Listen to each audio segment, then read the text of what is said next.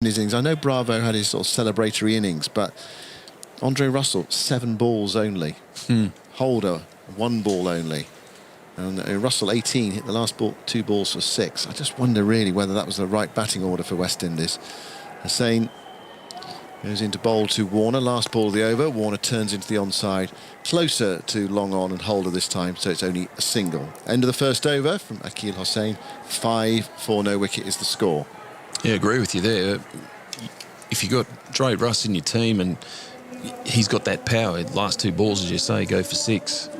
You know, if he had it came in instead of DJ Bravo, I know it wouldn't have been the script for Dwayne, but the team would have, I think, benefited if, you know, you get the opportunity for Russell to face more balls, hit more 6s. You know, that total all of a sudden explodes up to 170, 175. I just wonder whether West Indies left 10 of, 15, 20 runs out there, really.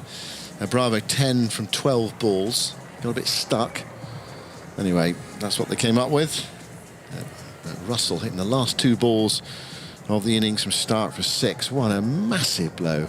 I know we use hyperbole in T20, but 111 metre 6. I think that goes into the massive category. Yeah, that's big. I don't think that you don't get too many bigger than that in world cricket. No. I mean, they reckon the Liam Livingstone one at Headingley was 121 metres. That go into the football grid? Yeah, the one he hit over the roof of the stand. That's 5 for no wicket is the score. We're going to see Roston Chase opening the bowling from the other end. So left arm spin and off break bowling. Chase bowls to Warner. Warner gives himself some room there to try to hit that through the offside. Gets tucked up, goes to mid-off. And there is no run. And I don't think they could do that at the ground at the time, but it's like Google Maps or something. Someone measured it. Really? I don't know. I mean, apparently this is the case. Oh, word. It was 121 metres. Yeah, he does hit a long ball, Liam Livingstone, that's for sure. I mean, it was one of those, you go, oh my goodness, what's he just done? You don't see that very often, but it was on that occasion. But 111 metres from Andre Russell today. 5 for no wicket, Australia. Start of the second, 158 to win. Warner on 4. Chase bowls round the wicket to him. Warner was shaping for a big shot there, I sensed, and then he checked it. Played it back to the bowler, who picked up. And there is no run. Warner, who rather sacrificed himself in the last game. Good on him for his team. They were looking to accelerate. Could have taken a red inker. Chase bowls. Warner gives himself some room. Shots through the offside. This time he's got it. He's hit it for 4. So extra cover. He's beaten the inner ring on the offside. Taking the ball off his stumps and easing it away. Warner goes to 8. And Australia 9 for no wicket. Middle of the second. Yeah, great use of the feet there, Davey Warner. Pressing forward, then punching back on the back foot, giving himself a bit of room as well. Finding that gap between cover and point. Timed it well. Roston Chase, he's not the worst bowler either. He's got a pretty decent record in Test cricket, bowling off spin, and you know it's a big challenge for him using the new ball in a T20 game. Goes into bowl to Warner. Floated up, Warner pushes away into the offside, takes a single short of mid-off. Russell's there, can't prevent it. 10 for no wicket, Australia. Please don't mention him taking 8 for 60 against England, Stuart. It's too soon. Was that in Barbados? Finch on 1. He's only faced the 2 balls so far. Field changes over then for the right-hander. Gale's lurking there at short third. It's one you have to try to hide in the field. Chase moves in now and bowls to Aaron Finch. And Finch gets the ball outside the off stump, which he tries to hammer through the offside. He's timed it well. It's half stopped in the covers. It's running out towards the wide long off boundary. Holder can't stop it. He really hit that hard. It still went for 4, despite the fact that Hetmyer took quite a lot of the pace off it in the cover region. It was out there from Chase, and Finch really threw his arms through the ball. 4 more. Hetmyer did a good job getting a hand on it, but so much power in the stroke from Aaron Finch. Still raced away to the boundary. Finch on 5. Chase goes in again. Full delivery, low full toss in actual fact. Turned away by Finch for a single. Towards long on. There's a fumble out there by Russell. And they come back for 2. That's poor cricket. That really is. That's a bonus run for Australia. Come back for 2 there. 16 for no wicket after 2 overs. Australia needing 158 to win this match and give themselves a much better chance of qualifying for the semi-finals. Both of these batsmen have pretty good records against spin in the opening power play. Hold on, no ball. There's a no ball as well. Dear, oh dear. Roston chases overstepped. So not just the misfield, allowed 2 at the end of the over. No ball as well, and a free hit. Just having a look at the replay now, and yeah, Chase's back heel is up, but it has to be, if it's up, it has to be behind the line, and it wasn't. It was above the line, so free hit. Tough call, but the correct one. Yeah. So Chase to Finch. Finch looking for 6 here, surely. While he smears it into the leg side, gets a single out towards deep mid-wicket. Evin Lewis is there.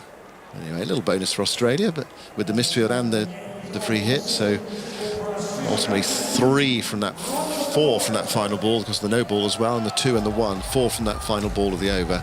This gives him a little lift towards the end of the over. 18 for no wicket. They need 158 to win the match.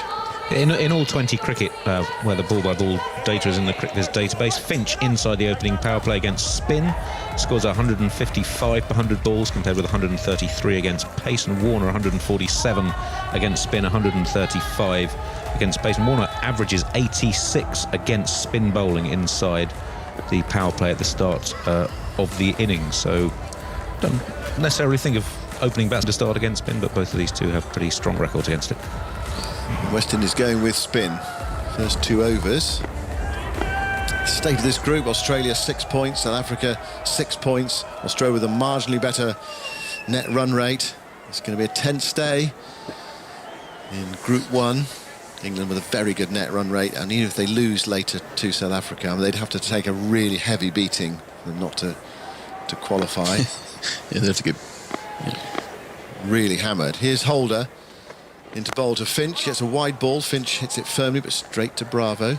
And extra cover, and there's no run. Have you got any stats on that, Andy? Or is it impossible to say how much England would have to lose by for it to... I mean, they're plus 3 point something in net run rate. Yeah, well, I was doing some research over breakfast, and various other cricket websites have published the sort of permutations, but it's all a bit up in the air until the end of this game. Right, but, okay. But let's wait for Holder. Moving into bowl to Aaron Finch. He's with him now, and Finch tries to swing it away into the leg side. Struck there, I think, in the gut. You heard him go, oh! It's somewhere on the body anyway.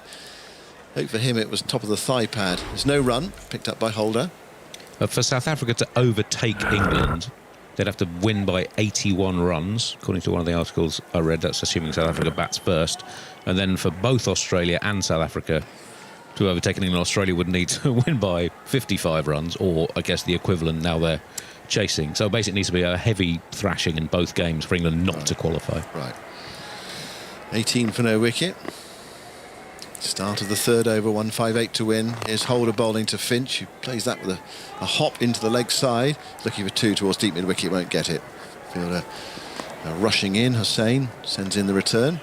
19 for no wicket, Australia. I think what would be...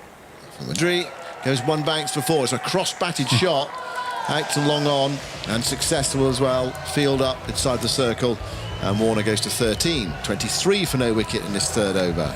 Yeah, Jason Holder's natural length is probably a bit too short for Davey Warner. Short in stature, Dave Warner.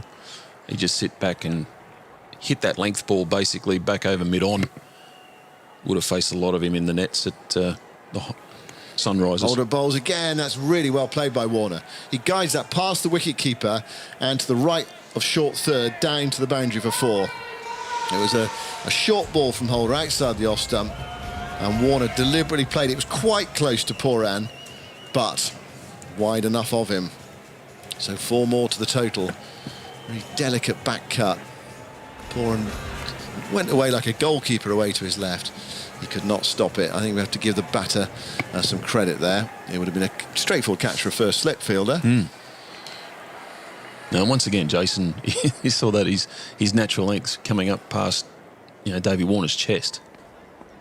27 for no wicket. Holder bowl slammed away by Warner. Out towards the wide long on boundary. I think he might have hit it over it as well. Well, this is good from Warner. 4, 6. 33 for no wicket after 3. Australia are on their way thanks to Warner, who's 23 not out. Jason tried to mix it up there with a slower ball, off cutter. Not so much a real slower ball, just a change of pace. Warner sitting back waiting for that and just Oh, pumps it over mid-on. That's a great shot. Really fine blow from Warner. So, a good over 15 off the over for Australia. I mean, West Indies made a good start as well. They got to 30 inside 3 overs before they lost their first wicket. So, clearly the way here for West Indies is take some wickets. This strong opening partnership, Warner and Finch doing well at the moment. Now, Akeal Hosein is going to bowl his second over. His first over went for 5. I presume the silly points and short legs will disappear now, or will have disappeared. He's been impressive too, Hosein. He came in late too. Fabian Allen was ruled out with an injury. Hosein's come into the starting lineup straight off, the bench as well, and he's done really well. He's in the first over he bowled here looked threatening. Here we go again. Yeah, here is Hosein, and Finch has taken his helmet and cap off, so he's hatless. Plays it. First ball back down the pitch to Hosein, who's bowling in his sunglasses. Finch the first one he's tried to spin as well. Yeah, he did try to spin that. I just saw on the replay, and Finch wasn't quite sure, because we saw him sort of swing it, his arm ball almost swinging into the right-hander earlier. Finch goes back and clips this into the onside, frustrated that he can't get any power in the shot there. Went straight to mid-wicket, and there's no run. Akeal Hosein, slow left arm, using the fingers well. 2 dot balls, Simon. 2 dot balls. Oh, yeah. Something normally happens after 2 dot balls. Hosein bowls to Finch outside the off-stump. He's bowling. He was looking for the dab shot, and he did not make sufficient contact. There might have been a bit of bat on that, but he's got through onto the stumps, and Finch has gone for 9. And Australia are 33 for 1 in the 4th over. 2 dot balls, and then the wicket. Beautifully set up too by Akeal Hosein. First 2 he tried to spin. That one is the arm ball back. Finch trying to run it down to past short third man, and nothing more than an inside edge onto the stumps. And Australia lose their first wicket. Very similar to the way the West Indies started their innings. They got away to a flyer, 35 in 3 overs, and a couple of wickets lost. Killed the momentum. Yeah, so West Indies back in. Yep, definitely. Yeah, good from Hosein. So 1 for 5 midway through his second over, and then Mitch Marsh comes in at number 3. We're seeing the skills that have made Akeal Hosein one of the most economical and productive bowlers in the Caribbean Premier League. The last 2 seasons he's taken 23 wickets, averaged 15 and gone at just 5.1 and over. Only Sunil Narayan and Mohammad Nabi have been more economical out of the 55 bowlers who bowled 20 or more overs in those 2 editions of the competition. So he's come through quite late. He's 28 years old now. Hadn't played a great deal before the last couple of seasons of the CPL. We're seeing the craft he's got in his bowling today. Yeah, and you do see it as well. And when you slow it down, you can see he's bowling off one finger, and that helps it sort of slide into the batter. It's almost like an away swinger to a left-hander, and then somebody just roll the finger over the ball as well. Then it becomes the one that straightens. So he's got that finger manipulation that you do need that variation really. Yeah, you need a few more tricks when you're just a finger spinner. Yeah. Without a Kieron ball, without a doosra. So Mitch Marsh is out there. Finished off the game in handsome fashion the other day against Bangladesh. The same, bowling with a slip in outside the off stump. Marsh stands up and forces it up towards long off. Just a fraction short there, that one from Hosein. Allowed Marsh to get underway. It's a beautiful piece of bowling from Akeal Hosein to get rid of Finch. No, great setup, as I say, the first 2 he tried to spin away and Finch was unsure. That one, the ball started way outside off stump. Finch thinking he's able to get a cut shot away. The ball kept following in, inside edge onto leg stump. 34 for 1 Australia. They need 158 to win. We're in the 4th over. And Akeal Hosein moves in now to bowl to Davey Warner. Warner goes back, flicks this off his hip out through mid-wicket for a single. Takes him to 24. And you feel West Indies, they get rid of Warner quite soon. They right back in this game. You need to chip away with wickets. There's Maxwell and Stoinis, the power of those 2 to come, and Wade as well. Steve Smith. It does feel Australia are ahead of the game at the moment. The win predictor has them at 66%. But as we know, things can change. 35 for 1 in the 4th. And here is Hosein going into bowl to Marsh. Marsh forces that away towards extra cover. And there is no run. That's the end of Hosein's over. 2 excellent overs. 1 for 7. Talking about left-arm spinners, Phil Tufnell is here for England's game this afternoon against South Africa. So we'll hear from Tuffers later. This is Stuart Law. Yeah, great start from Akeal Hosein. 2 overs, quality overs as well. 7 runs, and the wicket of Finch just gets the West Indies back on track here. Dwayne Bravo's about to come in and start his spell. Warner on 24 from 12, looking dangerous. The momentum's just slightly stopped while Australia rebuild here for a period of time. But Mitch Marsh, when he came in the other day, you thought he's just got the freedom to go and play, and he hits the ball further than most guys. Looking a good touch. He's already started. Probably put the kiss of death on him now. But he looks in good touch as well. And Davey Warner is just his explosive best. Yeah, good from Warner so far. So here's Bravo in his last international. Goes in now to bowl to Warner. It's full. Warner hits this up and over. Out towards the long off boundary for 4. Wide long off. It was up there from Bravo, and Warner taking advantage of the fact the field is up inside the power play. Hit him over the top.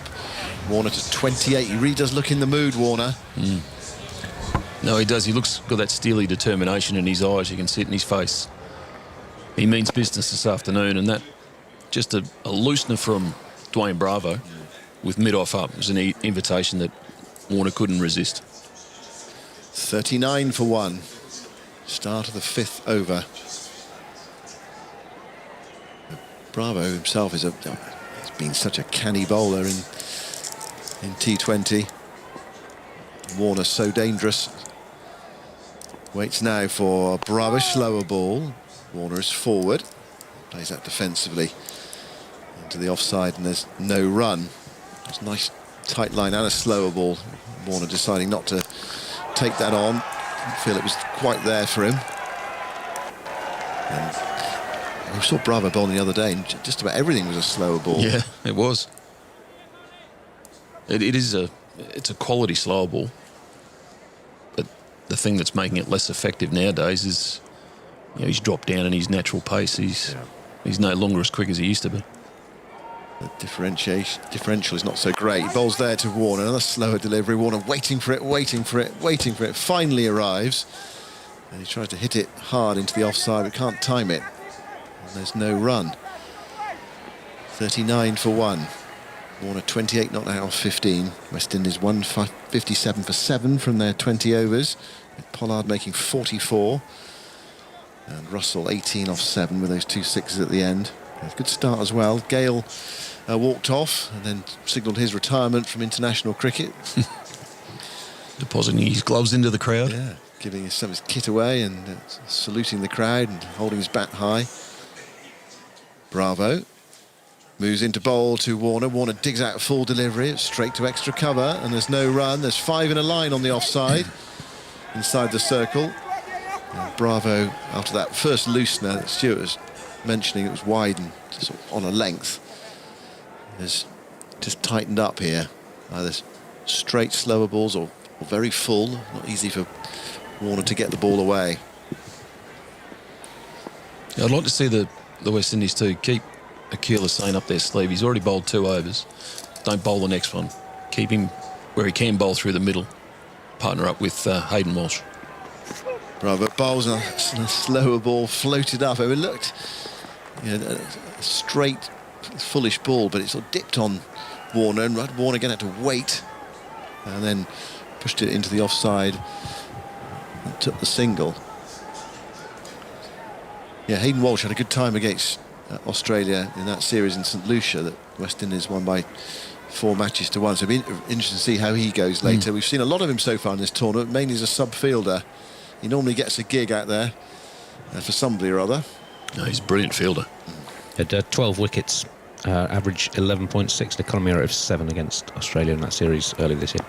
Yeah, so that will be not in the minds of some of the Australians, although how many of them were there, and that's the other thing as well, because they took a sort of mixed side out there. Some people pulled out of the tour, didn't go. Bravo. Into bowl to Marsh. Marsh flicks that away into the onside, out towards wide long on. They're looking for two. Warner's quick, of course he is, but he can't come back for two there. Well, he could have done, but he decided against it. Probably wise not to come back for the second. So that's 5 overs gone. 41 for 1, Australia, in search of 158 to win this match. Warner has 29, and Marsh has just started. He's there on 2, so it's building up nicely. It's a good battle out there. At the moment, you feel Australia are winning it, but wickets can change things around. More from you, actually, Andy Zoltan's got something for us, and then it will be Jonathan. Just on Mitchell Marsh starting against spin. I mentioned how Finch and Warner have both generally been pretty good starting against spin. Marsh has struggled to score quickly against spin over the course of his T20 career.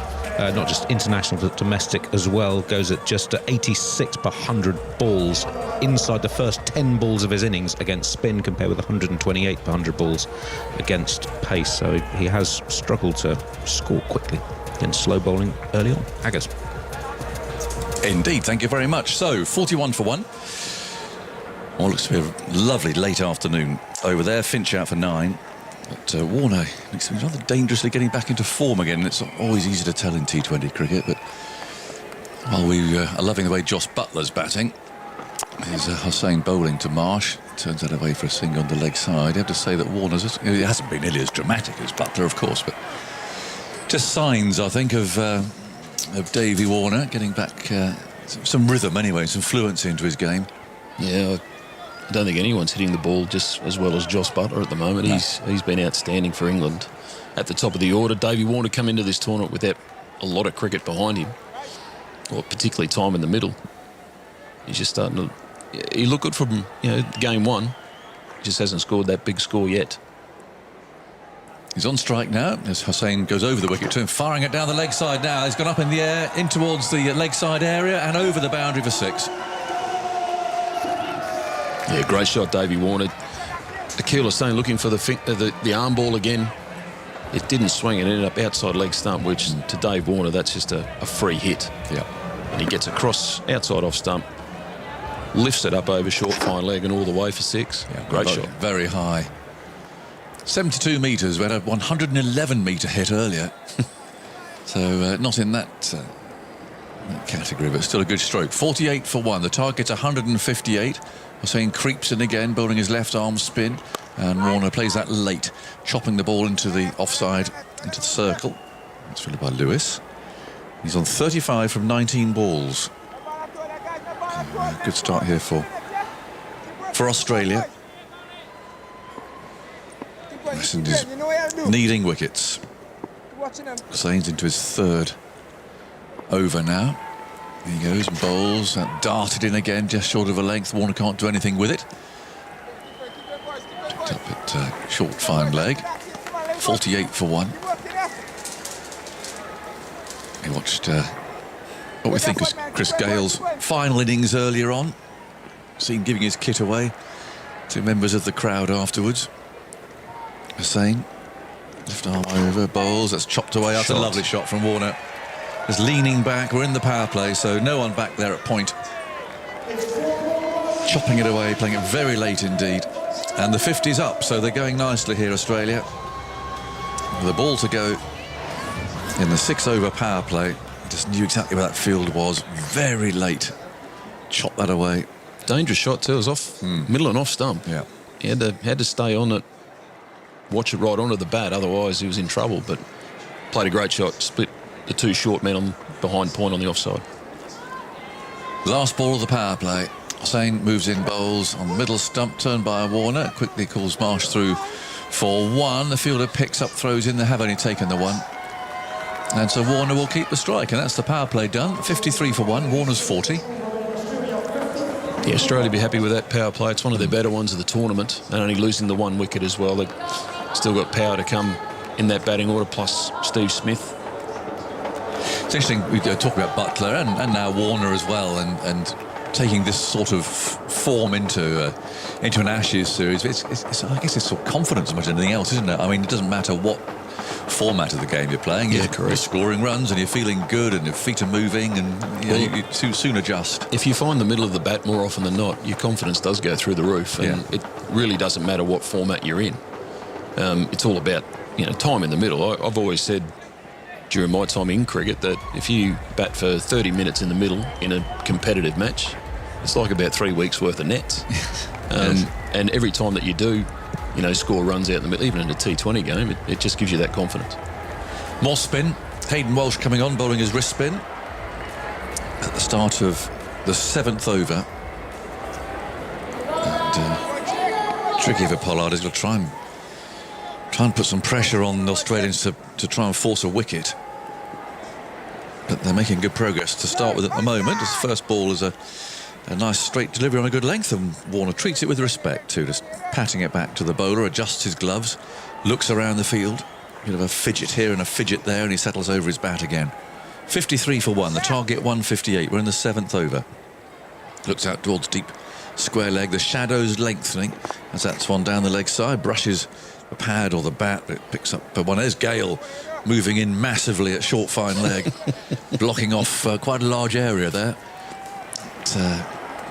One run taken. It was an emotional farewell from Gayle and also from Bravo. Bravo, we know, definitely was retiring. Gayle, we're just assuming, really, because of the way that he finished. But there hasn't been any sort of statement yet from the universe boss. I suspect his people are probably on it at the moment. It'll be one hell of a party tonight. Oh, I can imagine it. So a reverse sweep this time, and that's beautifully played too. He's beaten the diving fielder. I think might have been the boss actually there. So down he went, trying to field that. The boss don't dive, mate. I was a bit surprised. Perhaps you're right. Perhaps it wasn't him. But, it's the same sort of area there was a moment ago anyway. I tell you what, that's innovative from Mitch Marsh, but also he's hardly, he's not renowned for playing a reverse sweep, so something he's added to his game. The West Indies now may have to change the field if he's going to keep playing that. Yeah. So he's just going to open up a gap somewhere else on the field, on the other side of the field, more than likely. So good batting for Mitch. 58 for 1, and the next one's a wrong one, which is pulled away out towards mid-wicket. And Hetmyer can field there. Quite a tricky place out there because the sun is low now, and Hetmyer's looking into that. So he's got his floppy hat pulled right down over his eyes. Well, not literally, but if you know what I mean. So you can at least see what's going on a bit. But it's difficult fielding, and the sun is quite so low. And that's what Carlos was talking about before the game started. Hayden Walsh come in, and he wasn't being disrespectful to Hayden Walsh by any stretch of the imagination, but that was the drag down. If Mitch Marsh had got it a little better than he did, that possibly caught it deep mid-wicket. Yeah. So leg spinners, they're difficult. If it does land in a shortish area, you've still got to play it because there's so much more overspin on the ball. It can react differently off the surface. Yeah, absolutely. 6 from the over so far, and he bowls to Warner, who goes back and shovels that just outside the circle on the leg side for another single. Goes to 42. 60 for 1. With a ball to go in the 7th. You haven't told me about Rashid's wrongs, have you? No. You're punishing me now. I did just go for a glass of water. I'll tell you about the maggots. Keep me hanging on. Well, you keep asking me at the end of your commentary stints. That's true. Well, we'll have it for the England game. We can release it. All right, you want me for the second time. to save it for then now? Yeah. Okay. So again, he's short and pulled, but not timed, and actually he's got to go chasing after that himself. Will they get 2? Not quite, but actually the bowler has run all the way out to mid-wicket, outside the circle, and fielded it himself. And kept them down to 1, which is a good effort. 61 for 1, 7 overs gone, the target 158. David Warner made 40 in the power play from 22 balls, and that's the most. He's the joint most he's scored in a power play in an international T20 match since February 2010. Wow. In over 70 innings. So yeah, he's does appear to be finding a bit of fun. Yeah, he does. It's a little bit ominous. But, Stuart Broad will sort him out. He usually does. 61 for 1, 7 overs gone. The target 158. The crowd enjoying themselves. We've spotted Brian Lara in there, Dwight York. Maybe to see Bravo off, fellow Trinidadian. But, anyway, he's enjoying the game. 61 for 1. There's 7 overs completed. The England-South Africa game will start building up around about 1:45. And that starts at 2 o'clock this afternoon. 61 for 1.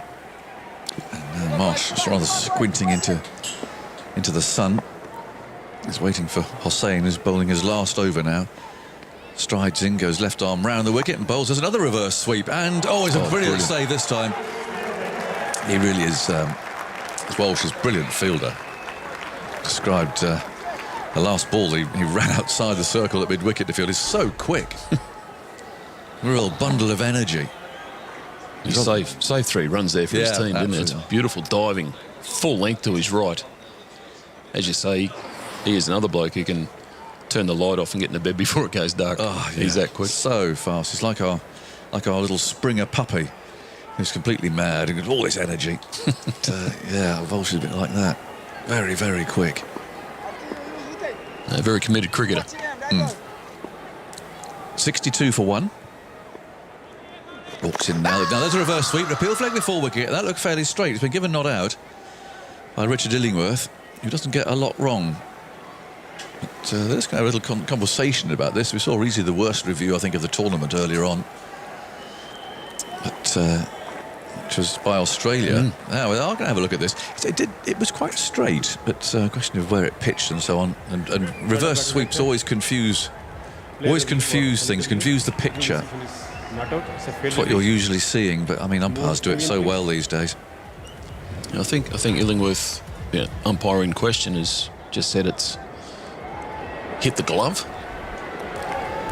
Hit the bat. Hit the bat, actually. Yeah. And I think it pitched outside the leg stump as well. Yeah. So I think there's, again, not a lot going for rather a lot wrong with this.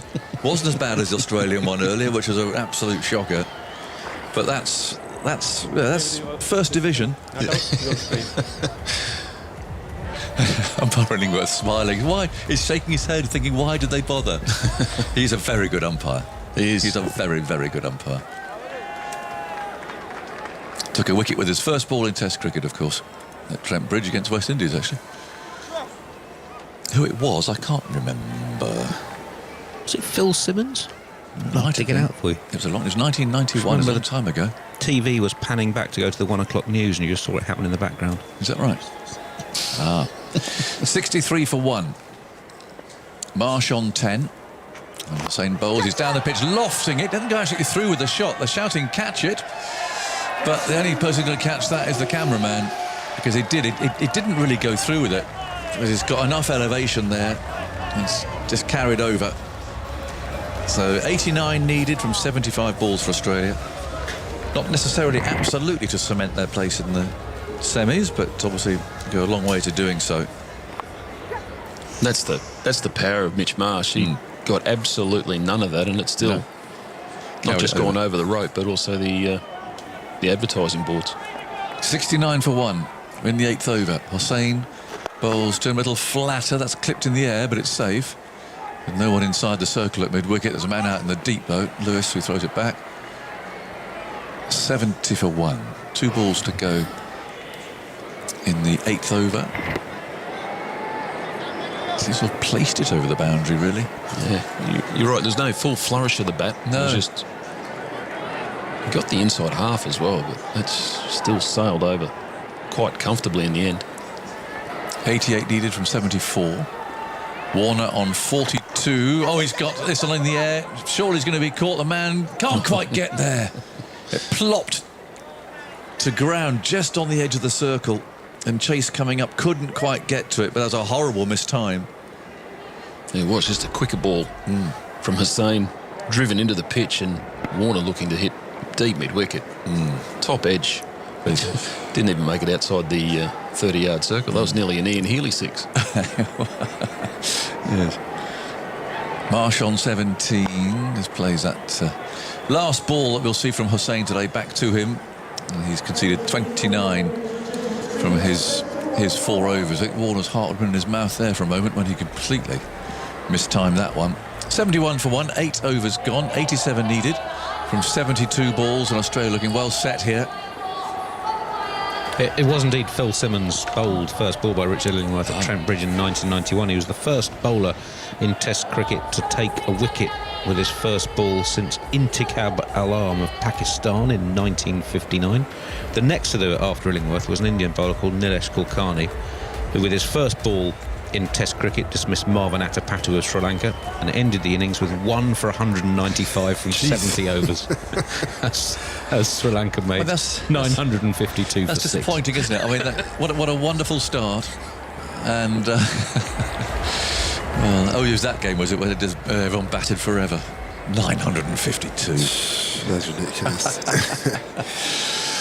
Poor chap. Well. 87 more from 72. Carlos, what are your mob going to do here? They're going to rustle up something. Walsh on his way, tosses that up. Oh, that's gone big. Into the leg side. Warner's got a lot of that. And lands up on the grassy bank that goes round the Abu Dhabi ground. Goes to 49. He's played well today. He looks rather menacing. Yeah, that one was definitely slot. Need to find a wicket-taking option. I think Hayden is a wicket-taking option, but I think to Warner is probably a good matchup for the Aussies, more so than it is for the West Indies. So my suggestion to Hayden would be to get David Warner off strike, just fast into the wicket, hit the pocket, and then tuck one into the leg side, get a single, and bowl more balls at Mitch Marsh and try to get a breakthrough. You need to get wickets. You can't win the game bowling 20 overs if they only need 81 off 71. No, they need a little flurry of wickets here. They've got Smith to come in next. I'm pretty confident there in the Australian dugout at the moment. Smith, I can see, his pads on, waiting to come in. He's got his cap on. Fidgeting away as usual. 77 for 1. Watching the shot tracker of Warner's 6. The apex height was 23.9 metres, in case you're wondering. What's been the highest? I don't know. I've asked Andy that. You've got a little column for apexes. I don't have apex height. Oh, well, you're going to have to put one in. It's remiss of me. Yeah. 49 to Warner. 77 for 1. And Walsh is going to continue, and he bowls to him, and that keeps it a little bit low, perhaps. It's swatted away into the leg side anyway. It's another wrong one. Googly that Warner gets 2 from. In the first Test match played in England, there was a catch taken by W.G. Grace's younger brother Fred. Good lad. So Warner's brought up his half-century, on which the batsman was reportedly on their 3rd run when he took the catch. So I don't know what the apex height on that would have been. Obviously, it's 19th century. These things get slightly exaggerated over the course of time. Who was the batsman? Do we know? I think it might have been George Bonner, who was a slugger for Australia in the early years of Test cricket. Right. And was he a sprinter? I don't know. He's quite a big, athletic man. Right. Going for the 3rd. That's the next one, tucked away by Warner. Rolls away down to backward square leg. And that's we have a saying back home. A story doesn't need to be true; it just needs to be good. That sounds like one of them ones. I think that might well be filed in that category. Going for the 3rd. Well, they were very fit in those days. They ran much faster than anyone does these days. Those spikes they'd have had on. So Warner's 21st score of 50 or more in T20 international cricket. He has 1 century amongst those. He's puffing a bit, but he's playing well. 52 from 30 balls. And Australia is 78 from 69. So at the moment, they are getting there really quite easily. As Marsh blocks the ball into the covers. There's no run for him. He's on 17. 80 for 1. In the 9th over, Walsh in his 2nd over. Marsh steps in again, waits. He's hit 1-6 so far, and that's a bit short and dragged away into the leg side again. It was the googly. Hetmyer is the fielder. Hat pulled down low over his head. 81 for 1. Andre Russell's loosening up out there on the boundary edge with one of those elastic bands, getting himself cranked up. He's had a lot of injury worries, of course, so he's using like a sort of a clothesline there just to get himself ready, loosen up those massive shoulders. 81 for 1 as Warner goes on the back foot and again pulls this from outside the off stump into the leg side. Yeah, I think that is a better length. You want Walsh to be bowling at at Mitch Marsh a lot more than he is at David Warner, and that's the best way to get Warner off strike whilst giving yourself a chance to get a wicket. 9 overs gone, 82 for 1. I don't know if Pollard's going to go to Russell now. Better hag, because he's loosened up, he's ready to go. His first ball probably coming down around 100 miles an hour with all that stretching and loosening. I think he is coming on now. Yeah, that Fred Grace catch in 1880, apparently in front of the gasometer at the Vauxhall end. Right. From a shot by George Bonner off Alfred Shaw. Was he a teammate of yours, I guess? Close. I think he might have been the second team. Yeah, apparently they were on the third run when Grace took the catch. Has that sort of been written with a straight face, as it were? It's on Wikipedia. It must be a fact. Oh, well, that's fact. No, that's absolutely. You can't possibly question that. I've seen fiery Fred Spofforth was involved in this. Some great characters in those days, weren't there? You've got a picture of Mr. Bonner. I mean, I see. Does he look like Hosein Bolt, or is he sort of lean and? That must have gone. I mean, to run 3 to that boundary and be caught. Where is he? Oh, he's got a good beard on him. Actually, he looks rather hirsute. It's rather nicely trimmed. Very smart, isn't it? Crinkly hair. Does that look like a sort of 8-second 100-metre man to you? He's a big lad. So he's wearing pyjamas there as well, but I think it's their blazer. Andre Russell then, loosened up and on his way. Moves in, bowls outside the off stump. And Warner tries to hit him, well, in no particular direction really, just hit him. But he missed the ball, which dribbled through to the keeper. So 82 for 1. And after all that loosening up and everything else, he bowls a little slower ball first up. That's a nice bluff, actually, isn't it? Yes, it just rolled through to the keeper. 82 for 1. Warner looking to see Australia home, gets a ball that's shorter this time, mistimed but cut to point. He goes to 54 from 33 balls. It's not been a great tournament for the West Indies, and they're looking at defeat here with, by the look of it, a couple of their senior players calling it a day. Certainly Bravo is. Gayle certainly gave all the appearances of having done so without ever quite confirming it, but I guess we'll get more of that possibly after the game. I wonder if they'll put him up for an interview. Marsh on 18, 83 for 1. There's 75 needed from 65 balls with 9 wickets in hand. As this is flicked away, that's a powerful stroke, and that's just gone for 6-2, just gone over the boundary out there at deep square leg. A low skimmer as Russell there drifted onto the leg stump, very well put away. I tell you what, that is a powerful shot. You talk about power sometimes, how far the ball goes, but that's gone flat. The fielder probably had 5-7 yards to make up to his right and couldn't even get close to it. Yeah, excellent shot. 24 from 14 balls, 69 needed from 63 now. I'll tell you what, I'd fancy just chucking the ball at Gayle for 1 over. That first over after the break, just give Gayle the ball. Yeah. Normally comes up with a little hoppity drop to get a wicket, because that's exactly what the West Indies need at the moment.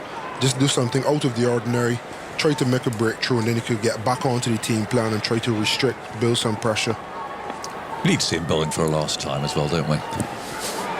And goes Russell, bowls. Oh, that's trouble as well. Full toss, leg stump, and there's a misfield out in the deep, and it's gone for 4 when it should have been 1. And that's not going to lift spirits very much either. It's Hosein who seemed to have it covered. Wasn't a great ball. It was a full toss on the leg stump. It could easily have gone for another 6, actually, in exactly the same place. But this time Marsh managed to pick out the fielder. Didn't realise it moved very far. Went straight to him. Hit the ball so hard. But yeah, she really should have done better. Burst through his hands a bit. I think Marsh was upset they didn't do more with it before he saw the misfield. Russell again, a little bit of a waist swing there. There's 4 more, third man up. And Marsh rather cleverly has guided that away. I'm afraid for all the loosening up from Andre Russ earlier on, he's rather going round the park here. 15 from this first over with the ball to go. Very full Little bit of swing. He bowled that with a low arm. The first couple of boundaries were bad bowling, but this ball hitting the crease, perfect Yorker. Could probably question field positioning if that's your mode of attack. Bowling a fairly wide Yorker with third man and point in the circle, you don't leave yourself much margin for error. No, you haven't.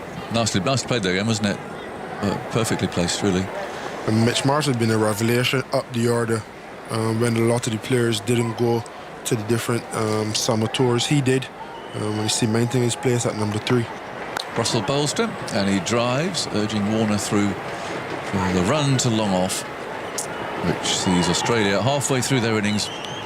Well, more than just powerfully placed. They're 98 for 1, so they need 60 from 60 balls. Got 9 wickets left, lots and lots of batting to come. And they do look to be on course, not absolutely cemented, as we know, into the semi-finals, but it'll put pressure on South Africa, because if Australia do win this, then South Africa do have to beat England by quite a margin. So the players having a drink, the shadows are lengthening.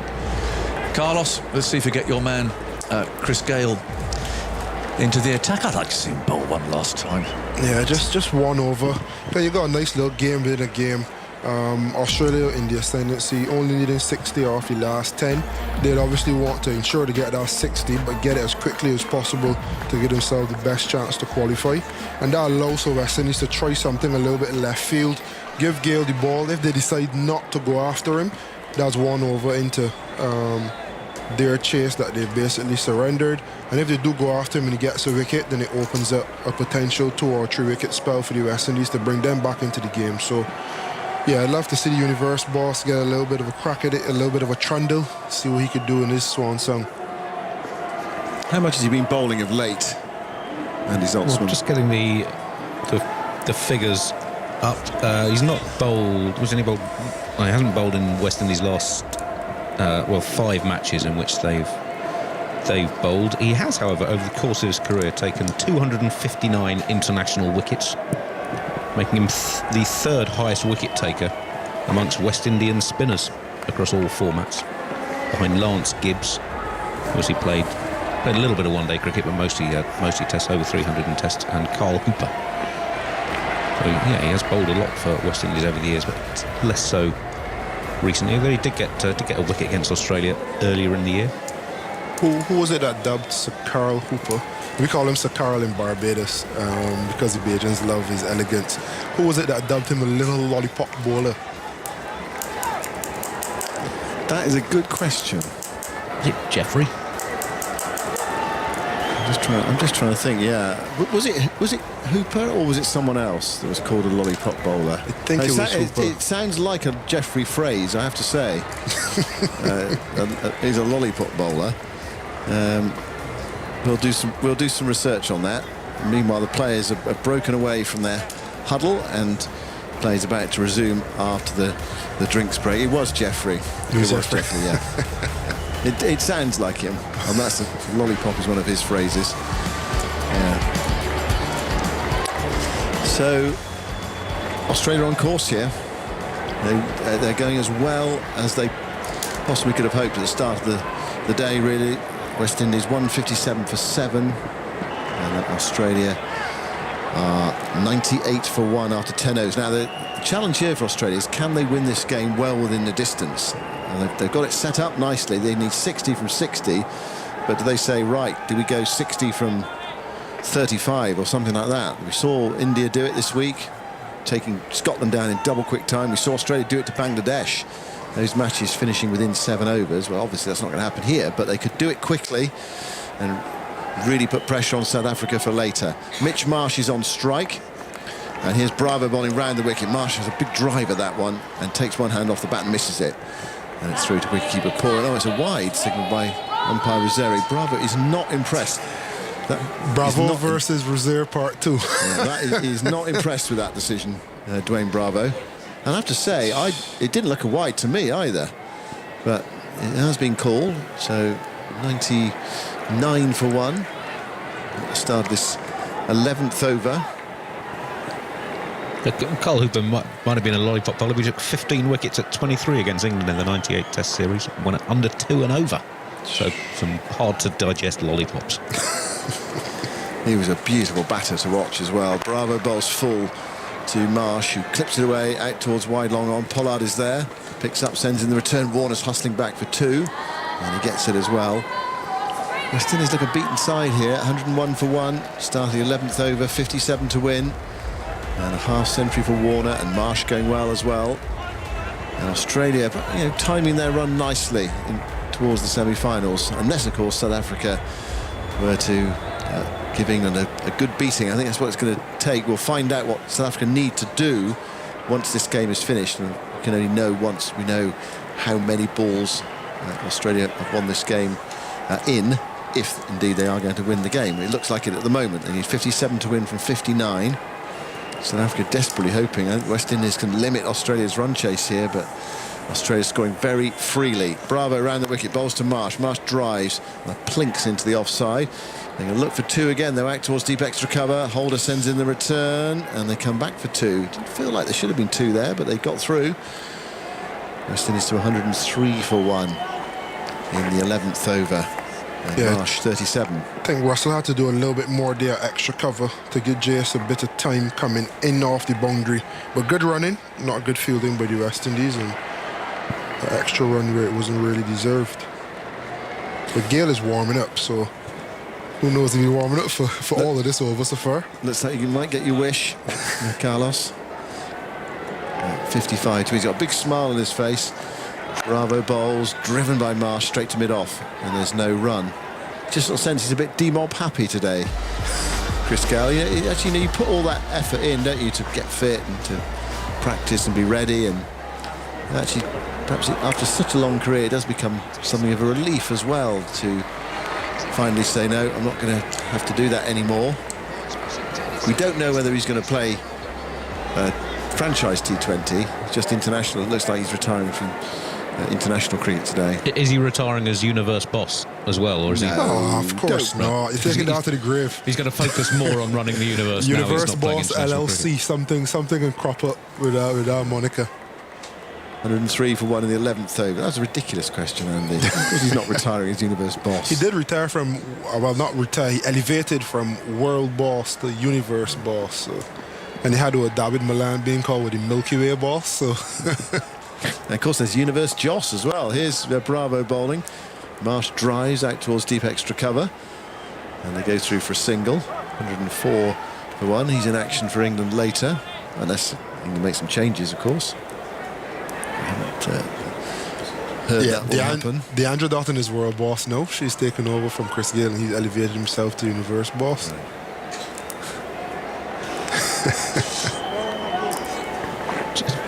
Complex command structure. You have to have the confidence to carry it off as well, don't you?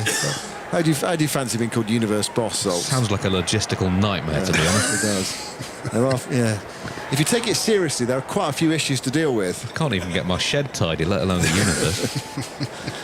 Warner on 54. 104 for 1. Bravo bowl, slower ball through to Pooran. I thought for a moment I heard a little sound in my effects microphone. I thought he might have nicked that, but he didn't. Completely done there by that slower ball from Bravo. 66 miles an hour. But Warner is moving along nicely. He said at the start of this competition, I'm not out of form, even though I haven't scored any runs. I just haven't had much cricket. How do you know I'm out of form? And he's done well enough in this T20 World Cup so far. And the prospect of a semi-final, probably against Pakistan, the way things are shaping up. Here's Bravo bowling very full outside the off stump, driven away by Warner out towards deep cover. Walsh is onto it. He's so quick in the field. Gets to the ball and gets it in. He's throwing that into the dipping sun. I'm not quite sure where it went. He's got a big smile on his face as well. End of 11 overs. Not much. It doesn't feel as if there's much intensity out there at the moment in what's a very big game for Australia. 105 for 1 after 11. Warner 55, Marsh 38. Target to win is at 158. Warner's gone up to Gale's gone up to Warner, just patted him on the back and a smile, a chat with him as well. Bravo's through 2 overs, and now Andre Russell is going to bowl. Russell, who perhaps we could have seen a bit more of with the bat earlier, 18 from 7 balls, came in low down. Yeah, Gale's days as a regular bowler in the distant past, he took 222 of his 259 international wickets by the end of 2009, just 37 since then. Now he was a proper bowler, when he was in his prime. He was an excellent suit to have, the batting suit, but also really useful. Russell runs in, but he's got a problem there, because as he's about to deliver the ball, he discovers he's dropped it. 5 yards behind him. I don't know. It doesn't feel like an international match. It feels a bit like a warm-up game at the moment. There's lots of side issues. Gayle and Bravo retiring. Here is Bravo bowling finally. It's a good delivery right in the block hole, dug out by Warner into the offside.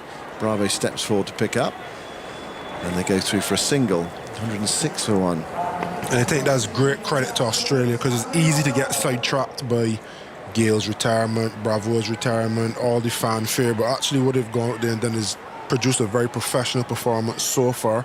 They're laughing with Gayle, they're laughing with Bravo, but then they're switching straight back on and getting the job done, or at least have gotten the job done so far. So I think it's testament to their professionalism that they're not being sidetracked by everything that's happening outside of it. Yeah, Gayle involved in a bit of byplay between overs with both batters, and Warner and both Marsh still getting involved, really. Both Warner and Marsh smiling in response. Russell bowls full, turned away into the onside towards deep mid-wicket, and they go through for a single. Evin Lewis comes in off the boundary to pick up. 107 for 1. Warner and Marsh knocking it around at the moment. I wonder if there's going to be a real charge as Australia get closer to victory. 107 for 1 in the 12th over.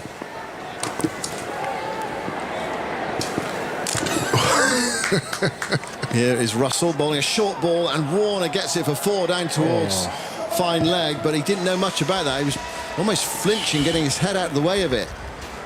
And fine leg is up inside the circle, and that was a strange one from Warner. If there had been an orthodox fine leg, he would have been caught on the boundary. He played that without looking at it. Shades of Ian Botham in 1981 at Old Trafford. Anyone who remembers that innings when he was hooking Dennis Lilly for 6 without really looking at it. If you look at Warner after he played the shot and didn't see what happened before, you thought he went into a sweep or dink. He dung on one knee. Russell bowls to Warner. It's full. It's driven away out towards the deep cover boundary. Single this time. Lewis is there. 112 for 1. In the 12th over, Warner to 61. Target 158. Australia in a canter at the moment. 46 more required from 50 balls. Now it looks as though West Indies are going to have to go through the preliminary group stage in Australia next year to make it to the Super 12s. Full from Russell on the pads of Marsh, clipped away towards deep backward square leg. They walk through for a single. Throw comes in from the deep. Warner's made his ground at the far end. 113 for 1.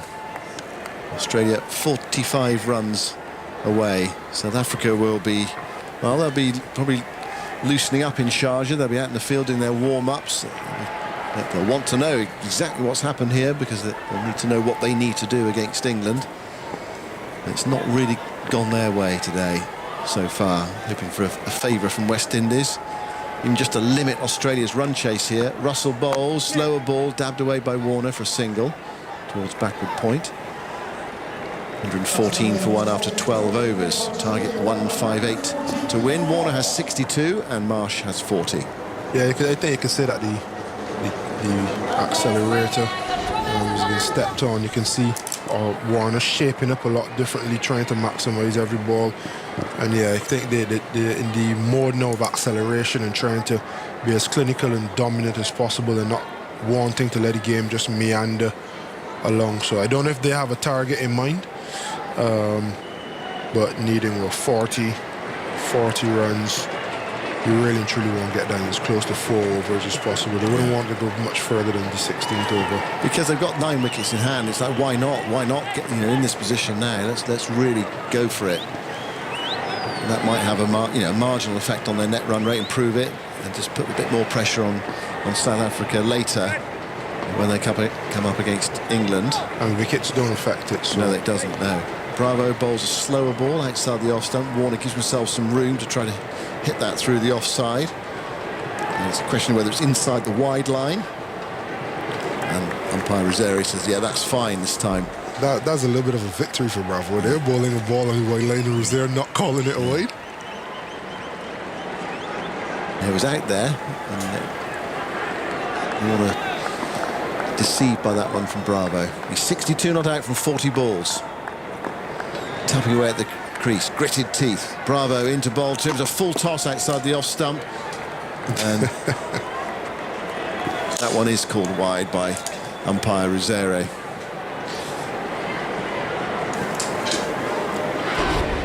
Score goes up to 115 for 1.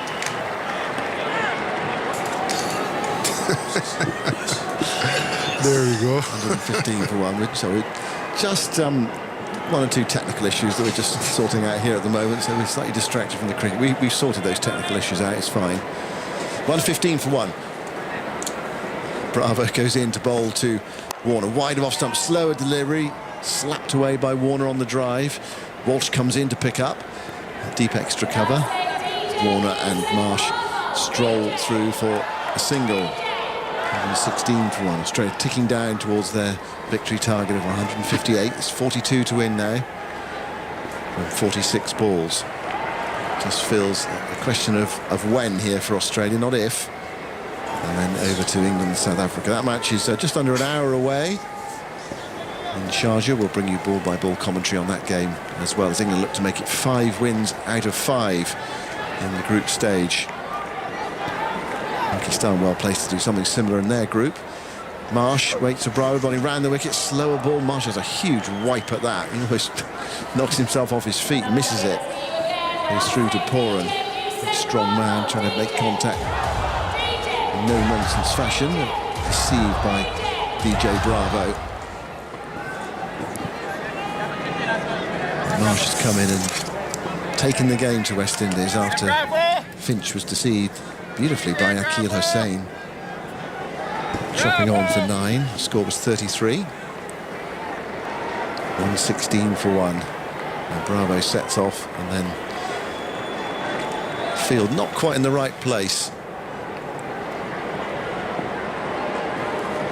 So he goes back to his mark and starts again.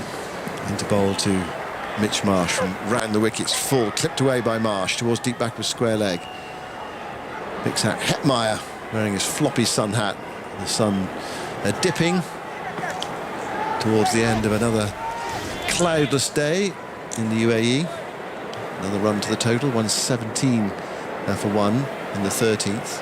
I'll say Australia are moving towards victory, but without quite the same intensity that, say, we did see from India yesterday. And there was just such a determination, and some thrilling strokes as well from Rohit Sharma and KL Rahul against Scotland.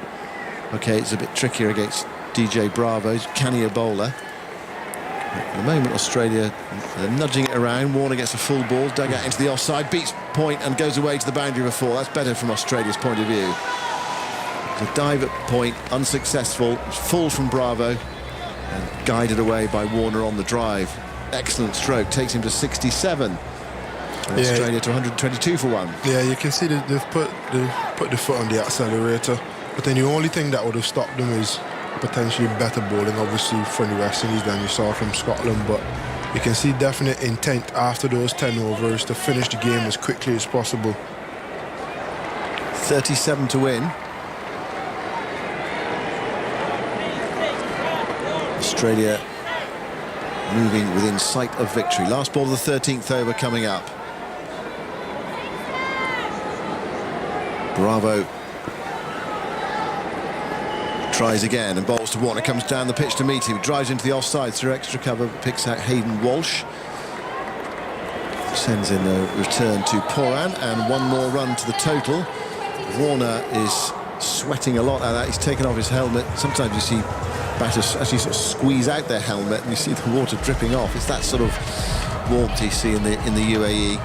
So he's going to have a drink. And actually now batters carry extra swappies. So your swappy would be that little bit of foam that comes on your brow instead of the rough, or could be sometimes rough interior of the helmet. And that would absorb the sweat. You see guys have 3 and 4 sometimes, and you just switch swappies like you would switch bats really when you get our gloves. Would you have them in your pocket, do you? Or they just keep bringing them out? No, you would just bring them out. I don't bat that long, so I always use one. But for the guys that play longer innings than I would, they got 3 and 4, and you'd know if you start to bat long like that and you need to change gloves, you probably would need to change swappies as well. I saw you bat long at Old Trafford in the 2019 World Cup, Carlos. Yeah, that was a cool evening, was it? Yeah, that was nice and cool. I mean, it's hard to be too hot in Manchester anyway, is it? When I've made comments like that in the past, people get really onto my case, but I don't expect they'll do that with you. But Manchester, but everyone knows they love Manchester. Manchester United, Manchester Originals, and Old Trafford, football and cricket ground. Just not the weather. Right, here is Jason Holder. Reverse attempted from Warner, unsuccessful, misses it, turned himself round there into a right-hander, tried to help it away, ends up on his backside. Ball goes through to wicketkeeper Nicholas Pooran. 122 for 1 Australia. Start of the 14th over. Their target in sight 158 to win the match. Have you been? Do you know the score in the Manchester derby, Carlos? It was 1-0. Right. I hope you're not telling me that. Holder bowls short, very short and wide outside the off stump. Warner actually sort of runs towards the ball and can't catch up with it. And it goes through to wicketkeeper Pooran, and a wide is signalled. 123 for 1. Start of the 14th over. Oh no, I don't know if it's 2-0 or 3-0 or 4-0. But I did know it was 1-0 or 5-0. Yeah, I did know it was 1-0. Well, it doesn't help if you score for the opposition, does it? Yeah. It's a lovely finish, mind. Here is Holder bowling, swept away by Warner on the drive, out towards deep mid-wicket. Another single. 124 for 1 in the 13th over. Warner on 69 with that single. Warner so far in this T20 World Cup results definitely look better than say he did in the IPL. Mind you, he didn't have much chance in the second part of the IPL. He had a couple of innings and then was left out by Sunrisers Hyderabad. But it shows him mentality as well, just before a big tournament, saying, look, I am in form, I'm batting well, I'll score runs. That's the type of thing that you want to hear your senior players saying, whether the runs are coming or not. Holder bots round the wicket to Marsh, who thick edges that for 4. Gayle's up inside the circle. That short third, it was away to his left-hand side, to the right of the wicket-keeper. Marsh going for that big booming drive. The ball delivered from around the wicket. He was stretching for it. And he got a bit fortunate, but it wasn't a great delivery from Holder. And it thick-edged it down to the boundary for 4, so Australia moving closer. Warner so far this tournament, 14 against South Africa, 65 from 42 against Sri Lanka. Second ball, 1 against England, 18 against Bangladesh, and now 69 of 45 today. Yeah, so a couple of good scores. Marsh goes to the big drive again and thick edges that one down towards the third boundary, and Walsh can't get round from deep backward point, and that's gone away for 4 as well. It's 132 for 1. Australia cantering towards victory. Marsh playing his shots, getting a bit of luck. He's on to 49. What a sequence of events. One going between the keeper and short third, the next one between short third and deep point. Both off the outside edge. Both relatively decent deliveries because the field is set for it. But it just shows you when things not going your way. Edges fly into space. And if you can make it work, use of the edges is just about the best thing in cricket on the batting side. And certainly in short form. Marsh drives out towards long on. through for a single. Marsh, he gets to his 50 in very good time as well. 50 from 28 balls. This is our 5th 50 in T20 international cricket. All of them have been this year since he was promoted up the order for the series in West Indies in July that we've been talking about. He was Australia's top scorer in that series and in the subsequent series against Bangladesh when their batting really struggled. So 5 50s and averaging over 40 with a strike rate close to 130 since being promoted up the order. Holder goes in to complete the over, bowls to Warner. Warner deceived by Slowers, an appeal for a catch, and Warner for a moment needs to be careful because he was frustrated. In fact, he missed the ball. It was out of his crease and Pooran threw the ball towards the stumps. He missed them, so Warner was okay. That's the end of the over. 14 gone, and Australia 133 for 1. And they are not far away now. 25 more required. And that single that brought up Marsh's half century also brought up the 100 partnership in 10.2 overs. Came together when Finch was out, bowled by Hosein for 9. West Indies making 157 for 7. Hazlewood 4 for 39, went for 19 from his first over, and then gradually worked his way through West Indies batting. Pollard 44, Roston a couple of sixes at the end. Some 27 from Hetmyer, 29 from Lewis. But decent, efficient, professional job done by Australia, and they've looked unchallenged in this run chase. Stuart Law with me now at 133 for 1 with 6 overs left and only 25 needed for victory. It's going to be Bravo to bowl his last over in international cricket. Goes in now to bowl to Marsh. Marsh gets one down the leg side. He tries to flick it away, misses it. Pooran hurls the ball at the stumps.